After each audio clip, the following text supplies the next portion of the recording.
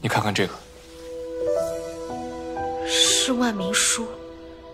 这是阿兄亲手写的万民书。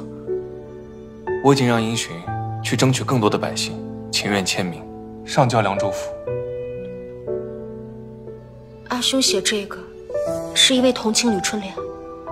不仅是为了他，更为了你。阿兄，谢谢你，有你真好。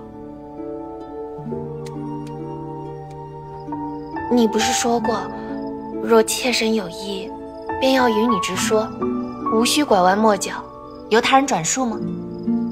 本王可说过这样的话？大王一言千金，怎能不记得？不过没事儿，妾身记得便好。